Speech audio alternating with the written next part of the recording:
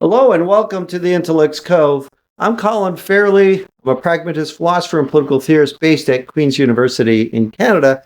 And this is the third of the final videos that I'm going to post on chapter 4 of my new book, Aging and the Ethics of Longevity Science. I've already discussed the importance of imagination in chapter 4 in a previous video, and I detailed a little bit about Christian Herder and his masterful 1910 JAMA address on how science has to be plastic in the way it approaches trying to promote human health.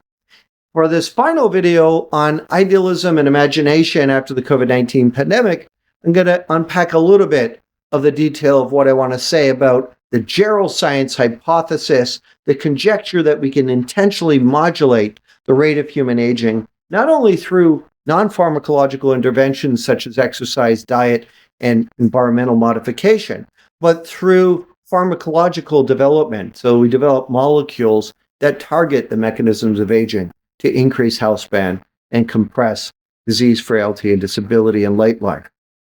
As I noted in the previous video, Christian Herder had a laboratory built into his house. He started medical school at the tender age of 15. He emphasized the importance of curiosity-oriented science that reveals indirectly ways in which we can promote human health.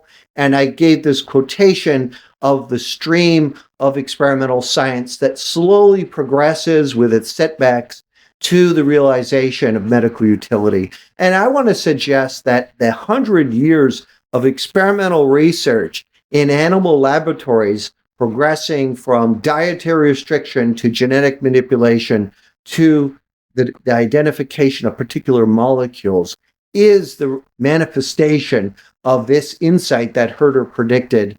He didn't think it was going to necessarily apply to aging research, but he argues that just the study of pure science, including chemistry, often finds ways back indirectly to promote human health. And I want to suggest that this is the case for translational gerontology. So science had a great piece on healthy aging as the ultimate preventative medicine back in 2015. And I've just plucked out a passage here. And this is very apt for reminding us of Herder's insight that our attitudes towards science should be plastic, meaning that what used to be considered facts may have to be revised and updated, and perhaps even discarded as experimental science reveals new insights. And this certainly is the case for what we think about the aging process itself, right? So the authors argue it is clear that directly targeting aging is theoretically superior to treating individual chronic diseases. But until recently, right, that's the key proviso, translational approaches to achieve this goal have been just that, purely theoretical.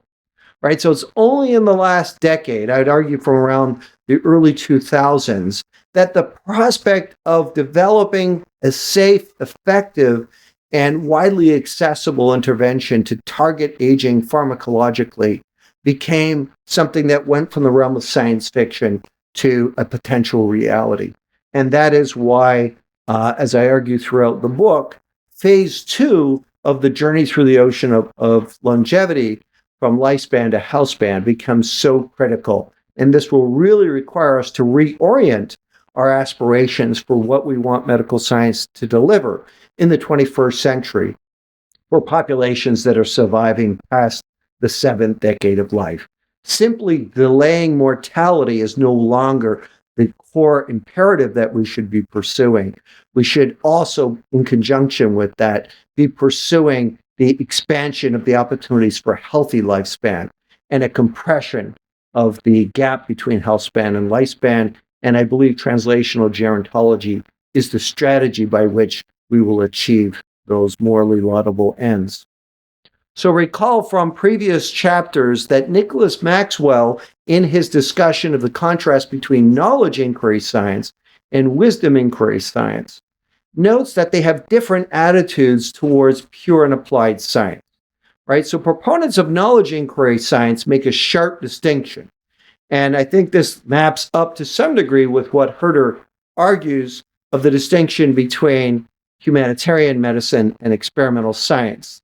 that those that are champions of humanitarian medicine and that disparage experimental science see it as purely an academic pursuit and at best a distraction from the importance of humanitarian medicine. But Maxwell argues that wisdom inquiry science sees both of these things as related. Our orientation towards pure and applied science must be informed by the problems of living.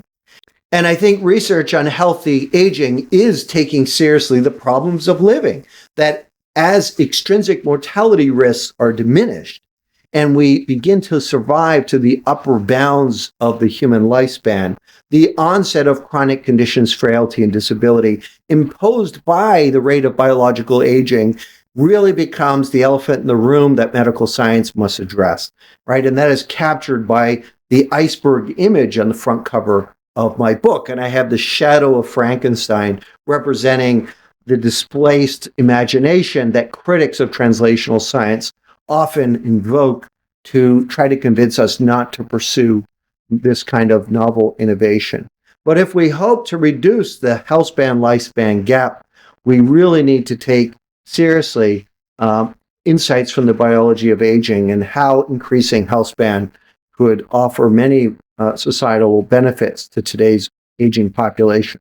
So the geroscience hypothesis has really been a century in the making. I'm going to draw from a great article by Alan Richardson in the Journals of Gerontology, where he reflects on his 50-year career as a biomedical gerontologist on how that research has moved from the bench to the clinic. So we can start off by identifying research in the early 1920s on dietary restriction. This really was the experimental science that Herder was describing, though in his lifetime, that would have been Louis Pasteur working on wine fermentation, right, and crystals that come out of that process, without realizing that that would actually have real-world application for things like pasteurizing of milk. Whereas the research in the 1920s and 30s on dietary restriction, well, initially it was just done for pure experimental science with no clear application. I would argue that it set us down the path of realizing the goal of healthy longevity because it began to reveal the secret mechanisms of aging and a better understanding of how modulating aging impacts lifespan and health span. So from that early research, the other big milestones were met through the 90s, through the 1980s and 90s. The era of genetic manipulations, as I noted in a previous video, genetic manipulation in yeast and worms, flies, and mice demonstrated that aging could be significantly altered to increase the duration, not only of lifespan, but more importantly, of the healthy period of lifespan for these laboratory animals. And the most recent development, and the one that actually makes it feasible for us to conceptualize intervening in the aging process of humans, given we're not going to be pursuing caloric restriction for humans or genetic engineering of humans, is the development of drugs that mimic the biological pathways of caloric restriction or the genetic manipulation. And two of the drugs that have the most promise have a long track record as therapies for specific disorders, such as diabetes. So metformin and rapamycin. So this, I think is a great description of Christian Herder's discussion of the river, of how experimental science slowly progresses and has setbacks with no clear destination, but eventually it finds its way into medical utility. And so I would connect the dots between the research on dietary restriction in rodents going back through the 1920s and 30s to the research that is now taking place in humans with molecules like metformin and rapamycin to see what effect they may have on the onset of disease, frailty, and disability for older cohorts of humans. So this is captured in what I've tried to convey in the tale of the journey through the ocean of longevity. Stage one was the war against disease, Winslow's ideal, but now we need to create space for the emergence and dominance of a new paradigm from lifespan to health span to recognize that the aging process is implicated in the most prevalent chronic conditions that affect the world's older populations. And this is the geroscience hypothesis, that we can intentionally target aging itself. We're not going to eliminate aging, but if we push back the iceberg of aging, we will reduce the size and frequency of the onset of the chronic ways responsible for disease, frailty, and disability through the 6th and 7th and 8th decade of life. This, I think, is the challenge for humanity in the 21st century, and I'm trying to invoke our imaginative ideals that the realization of a future with more health through our 60s and 70s and 80s is a morally desirable and scientifically feasible aspiration for medical science. Now, even though I argue it's a feasible aspiration, there are significant challenges, and I don't want to trivialize those, so I do make those a central focus of the book. And the three that I would highlight are the safety, the efficacy, and the fair diffusion of any potential geroprotective drug. So on the safety, how do we know whether or not an experimental drug will safely modulate aging in humans? And one way of minimizing that risk is the repurposing of drugs that already have FDA approval, such as metformin and rapamycin. So I argue that those should be the first test case, right? Drugs that already have a long, multi-decade safety protocol record there.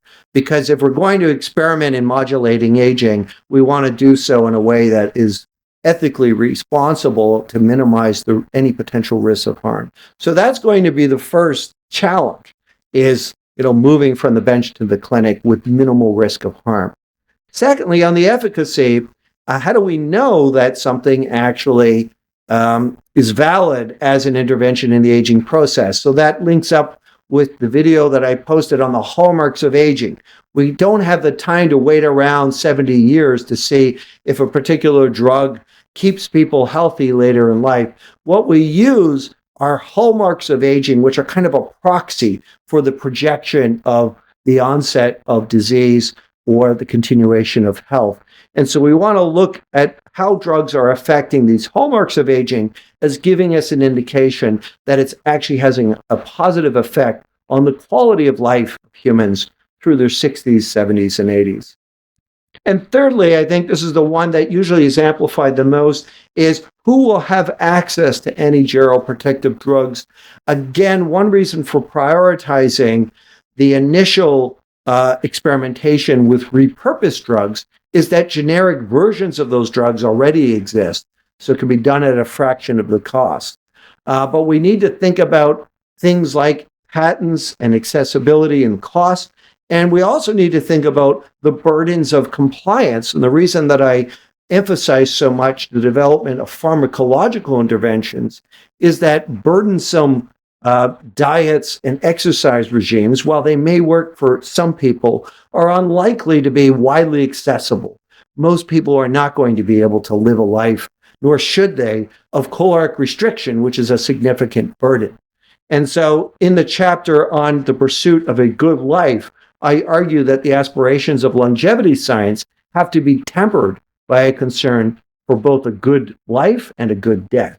And that is why I argue that the drug innovation will really be the critical piece of the puzzle to the realization of healthy longevity in the 21st century.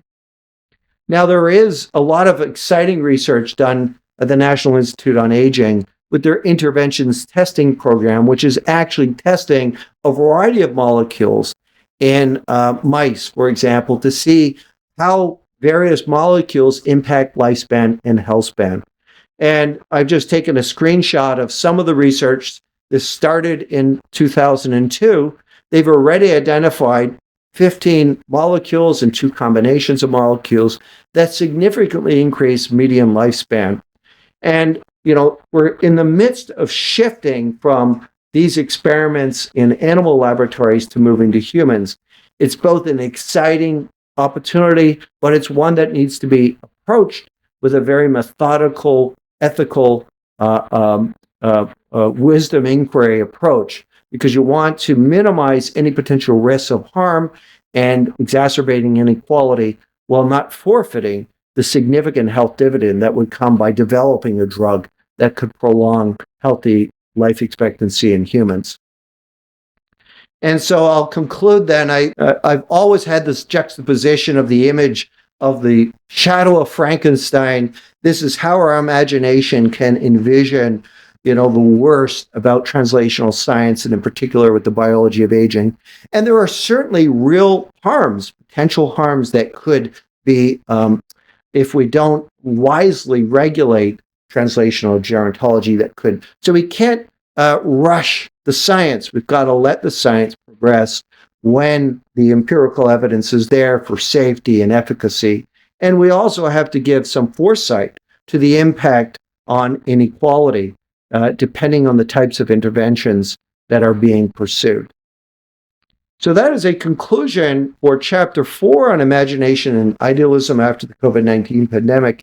In the next video, I'm going to be doing a deep dive into the history of public health, the war against disease, Charles Winslow and his mentor Herman Biggs, and the prevalence of what I refer to as folk biology in some of the original intellectual presuppositions of public health.